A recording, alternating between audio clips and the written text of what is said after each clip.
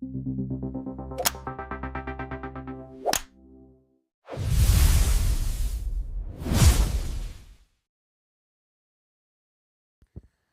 भाई लोग, आज हम बात करने वाले हैं लुकिज्म के चैप्टर नंबर 180 के बारे में। और इस एपिसोड से शुरुआत होती है जुवेलिन प्रिजन आर्क की। और आज की वीडियो को शुरू करने से पहले मैं आप सबको कहना चाहूंगा कि जो आज की वीडियो है ये 18+ है। इस वाले एपिसोड में कई सारी ऐसी चीज हैं, कई सारी ऐसी बातें हैं जो बच्चों के लिए बिल्कुल भी नहीं है। तो अगर आपकी एज 18 साल से नीचे है तो आप इस एपिसोड को अपने रिस्क में देखना। साथ ही साथ में जो लोग मेरी वीडियो को खाना खाते वक्त देखते हैं वो खाना खाते वक्त तो इस वीडियो को बिल्कुल भी मत देखना। तो आज की वीडियो की शुरुआत में हम देखते हैं एक शेफ को जो कहता है, हेलो, मैं हूँ शेफ किम और आज मैं बनाने वाला हूँ चिकन स्ट्यू। तो सबसे पहले चिकन को पूरा छीलने के बाद तुम ध्यान रखना कि उसकी हड्डियों से सारा का सारा खून निकल गया हो। इसके बाद आपको चिकन के पीछे वाला हिस्सा खोलना है ताकि आप उसके अंदर मसाला भर सको। लेकिन ये जो सीन होता है ये शिफ्ट हो जाता है और हमें दिखाते हैं इसके बाद जेल का सीन, जो अभी वो शेफ मुर्गे के साथ कर रहा था। यहाँ पे एक डॉक्टर जीहो लोगों के साथ कर रहा होता है। डॉक्टर जीहो को कहता है, अबे अपना पिछवाड़ा ढंग से खोल। और जीहो अपने मन में सोच रहा होता है, क्या मैं कोई मुर्गा हूँ? और जो डॉक्टर होता है वो कहता है, तुम सबके सब ढंग से खोलो उसे। और यार जो डॉक्टर होता है ना, इन सब की पीछे की डिक्की इसलिए चेक कर रहा होता है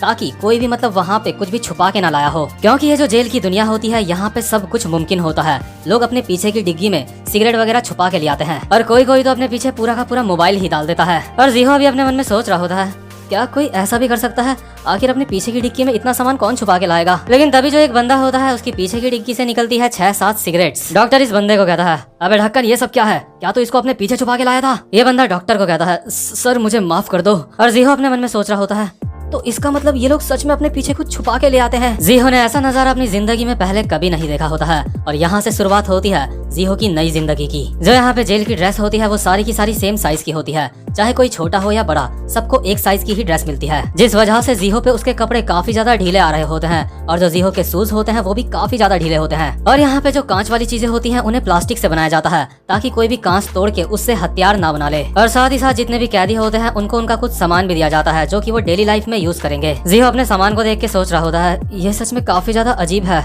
2 टूथब्रश, 2 टॉवल, 1 चम्मच और 1 चॉपस्टिक। ये सच में काफी ज्यादा अजीब बात है। क्या मैं पूरा का पूरा 2 साल सिर्फ इन्हीं चीजों में बिताऊंगा? आखिर इन लोगों ने हमें कोई शैम्पू वगैरह क्यों नहीं दिया?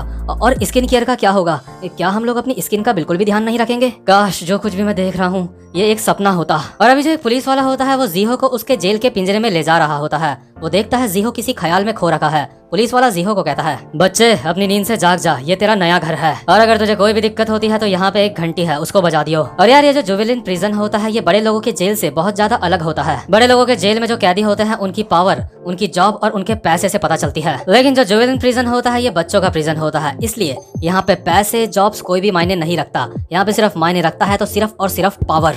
जो भी इंसान ताकतवर होगा वो यहाँ पे राज करेगा। इसके बाद जो जीहो होता है अपने जेल के पिंजरे में पहुंच जाता है और वो देखता है वहाँ पे 5 लोग पहले से ही बैठे हैं। और ये जो 5 बच्चे होते हैं दिखने में बिल्कुल भी नॉर्मल नहीं लग रहे होते। और पहली बात तो ये मुझे बच्चे ही नहीं लग रहे होते। इनमें से जो एक लड़का होता है उसने ऊपर से कुछ नहीं पहना होता और अपना गियर पकड़ा हुआ होता है। और ये सारे के सारे लोग अभी जीहो को घूर रहे होते हैं। जीहो अपने मन में सोचता है, ये सच में काफी ज्यादा डरावना है। इन 5 के अलावा यहाँ पे एक और बंदा होता है जो अभी वॉशरूम में हल्का हो रहा होता है। और इस बंदे के शरीर में काफी ज्यादा टैटू बने होते हैं। जो अभी हमारा जीहो होता है अपने मन में सोच रहा होता है, जरा इस बंदे की बॉडी तो देखो, क्या ये सच में एक बच्चा है? इसके बाद ये बंदा कहता है, ओए क्या तू यहाँ पे नया आया है? तो तुम्हारे पास येलो बैज है, आखिर तुम यहाँ अंदर किस क्राइम में आए हो? जीहो कहता है कि क्या मैं समझा नहीं, येलो?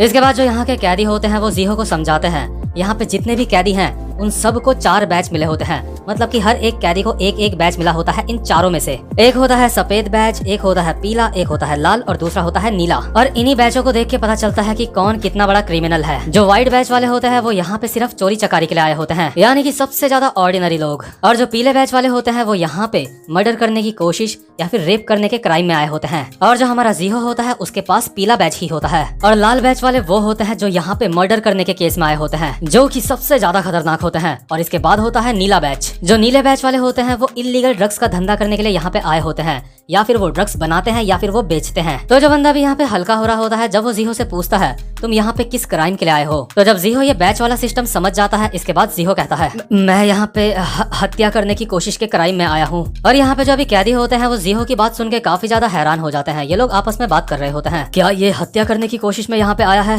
क्या होगा अगर ये रात को हमारे ही चाकू मार दे? और जीहो इन लोगों को देख के अपने मन में सोच रहा होता है आखिर ये इस तरह से रिएक्ट क्यों कर रहे हैं मुझे देख के। एक सेकंड, यहाँ पे जितने भी कैदी हैं उन सबके पास व्हाइट बैच है। इसका मतलब यहाँ पे सिर्फ मैं ही हूँ जिसके पास पीला बैच है। अगर इस जेल में पावर ही सब कुछ है तो जो बैचेस हैं उनके हिसाब से ही पावर डिसाइड होती होगी। इसका मतलब मेरी रैंक इन सबसे बहुत ज्यादा ऊपर है। तो क्योंकि जो जीहो होता है यहाँ पे इन लोगों से भी बड़ा अपराध करने की वजह से आया होता है, इसलिए जो जीहो होता है इन लोगों को डराने की कोशिश कर रहा होता है। जीहो कहता है मैंने एक बंदे को जान से मारने की कोशिश करी थी और जो 2 लोग हैं वो अब तक कोमा में हैं। इसके बाद जो बंदा यहाँ पे हल्का हो रहा होता है वो कहता है बहुत समय हो गया, यहाँ पे कोई पीला बैच वाला नहीं आया था। ये बंदा सच में काफी ज्यादा अजीब लग रहा है मुझे। इसके बाद जो जीहो होता है अपने मन में सोच रहा होता है क्या ये बंदा यहाँ का बॉस है। इसके बाद ये बंदा कहता है ओए क्या तू किसी गैंग का मेंबर है। इसके बाद जीहो कहता है नहीं मैं किसी गैंग का मेंबर नहीं हूँ। जीहो इस बंदे को देख के अपने मन में सोच रहा होता है कि क्या इस बंदे के पास भी पीले रंग का बैच है। इसके बाद ये बंदा हल्का होकर उठता है और कहता है मुझे सच में अब काफी ज्यादा अच्छा लग रहा है। और जैसे ये बंदा उठता है जीहो देखता है इसकी जो चेस्ट होती है वहाँ पे व्हाइट बैच लगा होता है और जीहो अपने मन में कहता है अरे इसके पास भी व्हाइट बैच है। जीहो भी सोच रहा होता है क्योंकि उसके पास पीला बैच है तो यहाँ पे उसकी काफी ज्यादा चलेगी। लेकिन इसके बाद जो बंदा भी हल्का होके उठा होता है वो कहता है ओए नए बच्चे जाके बाथरूम साफ कर। और तभी एक बंदा उठ के आता है और कहता है जी सर। लेकिन ये टैटो वाला बंदा कहता है नहीं तू नहीं, मैं तुझे नहीं कह रहा हूँ, मैं इसको कह रहा हूँ जो यहाँ पे अभी अभी नया आया है। और हाँ नए लड़के ध्यान रखियो तू अच्छे से इसको साफ करे। इसके बाद जीहो उस तरफ नजर घुमाता है जहाँ पे ये बंदा अभी हल्का हो रहा था और इसी जगह को जीहो को अभी साफ भी करना होता है। और यार ये जगह सच में काफी ज्यादा गंदी लग रही होती है, इसलिए ये जगह मैं आपको बिल्कुल भी नहीं दिखाऊंगा। इसके बाद जो यहाँ पे एक नया बंदा होता है वो जीहो को कहता है हे ये लो, और जीहो को एक कपड़ा देता है। और जीहो भी अपने मन में हैरान होकर सोच रहा होता है आखिर साला ये है क्या, ये तो बहुत ज्यादा है कि क्या ये लोग चाहते हैं कि मैं इसको अपने हाथ से साफ करूं? कि क्या ये लोग पागल हैं? मैं ऐसा बिल्कुल भी नहीं करने वाला। क्या ये लोग यहाँ पे खुद को ताकतवर दिखाने की कोशिश कर रहे हैं क्योंकि मेरे पास येलो बैच है, इसलिए इनको काफी ज्यादा डर है मुझसे, इसलिए ये यहाँ पे अपना राज जमाना चाहते हैं। जीहो बहुत ही गुस्से से इस टैटो वाले बंदे को घूर के देखता है, लेकिन जो ये टैटो वाला बंदा होता है अभी जीहो को बहुत ही बुरी तरह से घूर रहा होता है। और जीहो इस बंदे को देख के काफी ज्यादा डर जाता है और चुपचाप से साफ सफाई करने लग जाता है। जीहो ये काम करते हुए अपने मन में सोच रहा होता है ये साला यहाँ पे तो ये सब कुछ बहुत ज्यादा है, मुझसे ये साफ नहीं होगा। आखिर मैं दूसरों की गई गंदगी साफ क्यों कर रहा हूँ? क्या मुझे ये सब कुछ यहाँ पे रोज करना पड़ेगा? क्या मैं पावर के मामले में इन लोगों से यहाँ पे हार चुका हूँ? लेकिन तभी जो जीहो होता है उसके पीछे से यहाँ पे टैटू वाला बंदा आता है। जीहो इस बंदे को कहता है आखिर तुम्हें क्या चाहिए, कि क्या तुम यहाँ पे दोबारा से हल्के होने आए हो? और अभी जो ये टैटू वाला बंदा होता है इसने नीचे से पैंट भी नहीं पहनी होती और जीहो को बहुत ही हवस भरी नजर से देख रहा होता है। ये जीहो को कहता है तुझे क्या लगता है मैं यहाँ पे दोबारा से हल्का होने आया हूँ? ये बच्चा सच में काफी ज्यादा मजाकिया है। जीहो हैरान होकर इसको कहता है आखिर तुमने अपनी पैंट क्यों निकाल दी है? इसके बाद ये कहता है तुझे क्या लगता है मैंने अपनी पैंट इसलिए निकाली है ताकि हल्का होते हुए मैं अपनी पैंट गंदी ना कर दूं? मेरे पास कपड़ों का सिर्फ एक ही जोड़ा है, मैं उनको गंदा नहीं करूंगा। और जीहो हैरान होकर अपने मन में सोच रहा होता है आखिर ये बंदा क्या चाहता है, कि क्या ये मुझसे जानबूझ के उलझ रहा है, कि क्या ये एक फाइट है जिससे पता लगेगा कि यहाँ पे राज कौन करेगा? मैं इन लोगों से ऐसे हार नहीं सकता, अगर मैं बार बार हारूंगा तो इसमें मेरा ही नुकसान है। वैसे भी इन सबके पास व्हाइट बैच है, मैं यहाँ पे अकेला हूँ जिसके पास पीले रंग का बैच है। ये लोग मुझे पहले नहीं जानते थे और इन लोगों को बस इतना ही पता है मैं यहाँ पे हत्या करने के जुर्म में आया हूँ। मुझे पूरा यकीन है अगर मैं थोड़ी सी कोशिश करूंगा तो ये सारे के सारे लोग मुझसे डर जाएंगे। और अगर वैसे भी अगर मैं इन लोगों से हार गया तो मुझे हमेशा इन लोगों की गंदगी साफ करनी पड़ेगी। मैं इन लोगों को ऐसा नहीं दिखा सकता कि मुझे इनसे डर लग रहा है। वैसे भी मेरे पास येलो बैच है और इसलिए मुझे यहाँ का बॉस बनना पड़ेगा। इसके बाद जो जीहो होता है अपनी सारी की सारी हिम्मत जुटाता है और ये जो टैटो वाला बंदा होता है इसका कॉलर पकड़ के कहता है अबे साले छपरी, क्या तू मुझे नहीं जानता? क्या तू चाहता है कि मैं तुझे भी कोमा में डाल दूं? मैं तेरा भी वही हाल करूंगा जो अपराध करने के जुर्म में मैं यहाँ पे आया हूँ। क्या तुझे नहीं पता मेरे पास एक येलो बैच है? इसके बाद जो टैटो वाला बंदा होता है वो कहता है तो क्या हुआ? और ये अपने ऊपर की शर्ट निकालता है और हम देखते हैं इसकी शर्ट के नीचे एक और शर्ट होती है जिसमें कि पीला बैच लगा हुआ होता है। ये बंदा जीहो को कहता है मेरे पास भी येलो बैच है। और ये जो व्हाइट बैच वाली शर्ट अभी इस बंदे ने पहनी होती है वो उस बंदे की होती है जो यहाँ पे बिना टी शर्ट के बैठा है। ये बंदा अपनी ऊपर वाली शर्ट निकाल के फेंकता है उसकी तरफ जिसकी ये शर्ट होती है और कहता है ये पकड़ अपनी शर्ट, इसमें गंदगी लगी हुई है। और जीहो भी अपने मन में सोच रहा होता है क्या वो व्हाइट बैच वाली शर्ट इस बंदे की नहीं थी? तो जिस बंदे से जीहो अभी चौड़ा हो रहा होता है वो जीहो का सर पकड़ता है और दीवार में चिपका देता है और कहता है तो यहाँ पे मर्डर करने की कोशिश के लिए आया है ना? जरा सोच मैं यहाँ पे क्यों आया होगा? ये बंदा भी किसी हफ्सी की तरह जीभ बाहर निकाल के जीहो को देख रहा होता है। तो अभी जीहो को ये बंदा उसकी औकात याद दिला देता है। इसके बाद हो जाती है यहाँ पे रात। हम देखते हैं सारे के सारे लोग यहाँ पे अभी सो रखे होते हैं और जो जीहो होता है वो बाथरूम के बिल्कुल बगल में सोया होता है क्योंकि वो यहाँ पे नया आया होता है। और ये जगह ऐसी होती है जहाँ पे हमेशा बहुत ज्यादा हवा आती रहती है। जीहो को इस वजह से काफी ज्यादा ठंड लग रही होती है और पूरे रात भर कोई ना कोई जीहो के बगल वाले वॉशरूम में हल्का होने जाता है। ठंड और इन वॉशरूम वाले बंदों की वजह से जीहो को बिल्कुल भी नींद नहीं आ रही होती। जीहो अभी अपने मन में सोच रहा होता है मैं यहाँ पे सोना चाहता हूँ लेकिन ये हर एक बंदा अगर एक एक बार भी वॉशरूम जा रहा है तो ये टोटल 5 बार हो जाएगा। इस जगह में बहुत ज्यादा ठंड, बहुत ज्यादा बुरी स्मेल और बहुत ज्यादा हल्ला है। क्या पूरे 2 साल तक मुझे अपना हर दिन ऐसे ही जीना पड़ेगा? तो खैर आखिरकार जीहो को यहाँ पे नींद आ ही जाती है और जीहो अभी सपना देख रहा होता है। सपने में जीहो की मदर जीहो को कहती है, जीहो बेटा स्कूल का टाइम हो गया, खड़े उठ जाओ। जीहो नींद की हालत में कहता है, मॉम बस 5 मिनट और, मैं बस उठ रहा हूँ। लेकिन तभी जीहो के फेस पे एक लात पड़ती है और हम देखते हैं ये जीहो की मॉम नहीं बल्कि जेल का एक कैदी होता है। ये जीहो को कहता है, अबे साले तूने क्या कहा, जल्दी से खड़ा उठ जा, मैं तेरी मॉम नहीं हूँ। और जीहो जैसे ही खड़ा उठता है तो वो देखता है यहाँ पे एक बहुत ही अजीब सा गाना बज रहा होता है और जीहो अपने मन में सोच रहा होता है, क्या एक और बेकार सा दिन शुरू हो गया। और जेल में सुबह उठते ही जितने भी लोग होते हैं उनको अपने अपने कुछ काम करने होते हैं। जैसे किसी को जॉब मिली होती है साफ सफाई करने की, तो किसी को जॉब मिली होती है कपड़े तय मारने की। और हम देखते हैं जो 2 बंदे होते हैं यहाँ पे अभी जमीन साफ कर रहे होते हैं और गाना गा रहे होते हैं, इस दुनिया में मैं बहुत बेकार महसूस करता हूँ। और ऐसे पागलों जैसे गाने ये बस गाते जाते हैं और जमीन साफ करते रहते हैं। और जब ये दोनों बंदे साफ सफाई कर रहे होते हैं तो ये देखते हैं इनके आगे जीहो खड़ा है। इनमें से एक बंदा जीहो को कहता है, क्या तुम्हें दिखाई नहीं दे रहा है, मेरा लेफ्ट इंडिकेटर ऑन है, तुमने अपनी गाड़ी गलत जगह पे पार्क करी है। जीहो कहता है, सॉरी मुझे माफ करना, मैं ब्लैंकेट्स फोल्ड कर रहा था। जीहो अपने मन में सोच रहा होता है, पता नहीं क्यों जब ये लोग जमीन साफ करते हैं तो ये लोग खुद को कोई कार या कार जैसा ही कुछ मतलब ऐसा मानते हैं। ये बेवकूफ पोछा मारने के नाम पे कार चला रहा है, अगर ये इसको ठीक से करेगा तो ये काम ये जल्दी कर सकता है। ये साले बस मजे से कार चला रहे हैं और मुझे यहाँ पे कपड़े फोल्ड करने पड़ रहे हैं। आखिर मुझे इतने सारे कपड़े फोल्ड क्यों करने पड़ रहे हैं? इसके बाद हम देखते हैं वही टैटू वाला बंदा जो यहाँ का बॉस होता है वो अब तक सो रहा होता है। जो जीहो होता है उसके पास आता है और कहता है, हे क्या तुम मुझे अपनी चद्दर दे सकते हो, मैं ये सारी की सारी चद्दर फोल्ड कर रहा हूँ। लेकिन ये जो बंदा होता है जीहो को बहुत ही गुस्से से देखता है। इसके बाद जीहो कहता है, अरे नहीं तुम आराम से सो जाओ, मैं जाके कुछ और काम कर लेता हूँ। और ये जो बंदा भी सो रखा होता है इसका नाम होता है डैरिल। जीहो अपने मन में कह रहा होता है,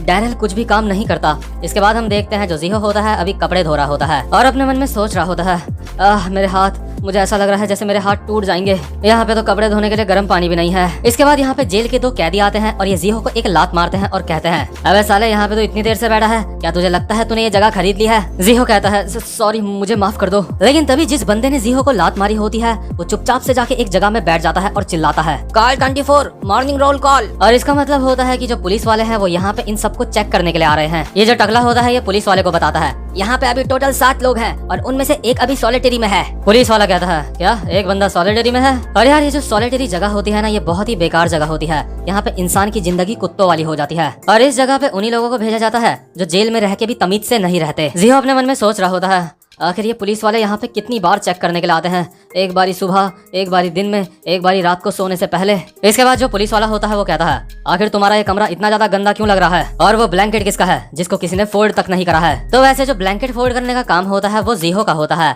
लेकिन अभी जो ये ब्लैंकेट होता है जो फोल्ड नहीं हुआ होता वो डैरिल का होता है। और जब जीहो ने डैरिल से उसका ब्लैंकेट मांगा होता है फोल्ड करने के लिए तो उसने हमारे जीहो को अपना ब्लैंकेट नहीं दिया होता। जीहो अपने मन में कहता है, ये तो डैरिल का ब्लैंकेट है। इसके बाद डैरिल जीहो को कहता है, अबे नूब क्या तूने ये ब्लैंकेट फोल्ड नहीं करा? और जीहो अपने मन में सोच रहा होता है, नहीं ऐसा नहीं है, मैंने तो सारे ब्लैंकेट फोल्ड करे थे, लेकिन जो भी हो ये इल्जाम मेरे ऊपर ही आएगा। जो पुलिस वाला होता है वो जीहो को कहता है, जीहो पार्क तुम्हें यहाँ पे तमीज से ना रहने के लिए एक स्टिकर दिया जाता है और यहाँ जेल पे जब भी कोई कैदी कोई नियम तोड़ता है तो उसको इसी तरीके का एक स्टिकर दिया जाता है। और जब किसी इंसान को यहाँ पे 3 स्टिकर्स मिल जाते हैं तो उसका जेल से जल्दी छूटने का चांस खत्म हो जाता है। और अगर कोई इंसान यहाँ के कोई ज्यादा ही रूल्स तोड़ता है तो उसको यहाँ पे और ज्यादा दिनों तक रुकना पड़ता है जितना उसका असली टाइम होता है। और जब ये मॉर्निंग कॉल यानी कि चेकिंग खत्म हो जाती है इसके बाद टाइम होता है नाश्ते का और सारे कैदियों को नाश्ता बांटने के लिए किसी एक कैदी को ही चुना जाता है। और जिस किसी बंदे की नाश्ता बांटने वाले कैदी से अच्छी जान पहचान होती है उसका यहाँ पे काफी ज्यादा फायदा होता है। तो जो बंदा अभी नाश्ता बांट रहा होता है वो डैरिल को कहता है, हे डैरिल मैं तुम्हें सबसे ज्यादा दूंगा। और अभी जो डैरिल वाला जेल होता है, डैरिल वाला पिंजरा होता है, डैरिल की वजह से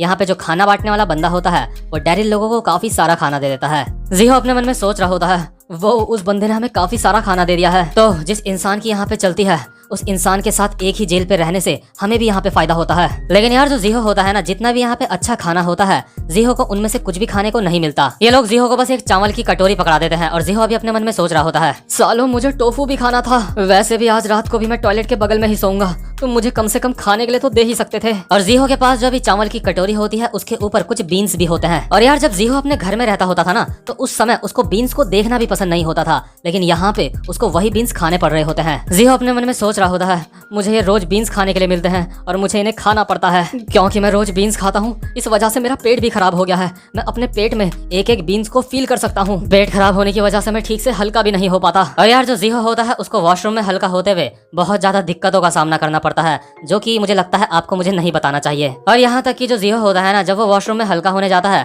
तो उसको टॉयलेट पेपर का भी इस्तेमाल नहीं करने दिया जाता। जीहो अपने मन में सोच रहा होता है ठंडे ठंडे पानी से मेरा पिछवाड़ा पूरी तरह से जम चुका है। और ये जो जेल का पिंजरा होता है, यहाँ पे डैरेल ही अकेला एक ऐसा बंदा होता है जो टॉयलेट पेपर का इस्तेमाल करता है। जीहो अपने मन में सोच रहा होता है आखिर वो हरामखोर टॉयलेट पेपर का इस्तेमाल क्यों करता है? क्या यहाँ पे जो बहुत ज्यादा ताकतवर होता है उसको टॉयलेट पेपर यूज करने दिया जाता है? और अभी जीहो जब से सो के उठा होता है तब से सिर्फ 3 ही घंटे बीते होते हैं, लेकिन जीहो को ये 3 घंटे भी काफी ज्यादा लग रहे होते हैं। जीहो अंदर ही अंदर से काफी ज्यादा बेचैन हो रहा होता है और अपने मन में सोच रहा होता है यार मुझे इंटरनेट यूज करना था। यहाँ का हर एक दिन सच में काफी ज्यादा लंबा लगता है।